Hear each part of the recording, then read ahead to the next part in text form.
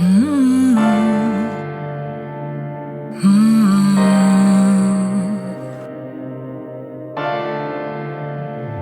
No, no. Mi rialzerò.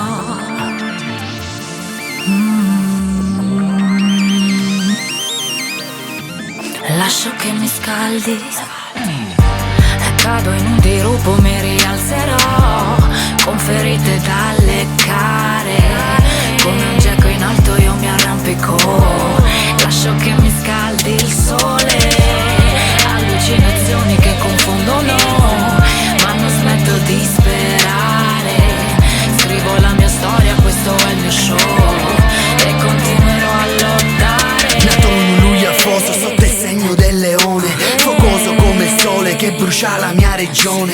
Nervoso come il mare quando non vuol sentir ragione, ma capace anche di amare nonostante ogni pressione. Sono cresciuto in fretta, da piccolo ero grande, infatti invecchio presto oppure diverrò un gigante. Per questo per me vivere va uno stato mentale, non sorridere, sorridere solo in stato confusionale. Questa mbala dedico a chi qua sta lottando per vivere e per credere a ciò in cui sta sperando. Da chi ha avuto poco ma è pronto a dare tanto, a chi è rimasto solo anche se ha la gente accanto. Qua c'ha comune il sogno, lo alimenta la speranza, ci dà forza e ci rialza quando pensino abbastanza. Ogni uomo nella storia ne ha subito l'influenza, spesso è proprio grazie ad essa che ti cambia l'esistenza.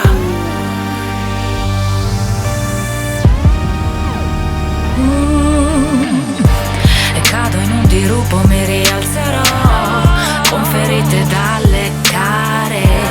Come un geco in alto io mi arrampico. Lascio che mi scaldi il sole. Allucinazioni che confondono, ma non smetto di sperare.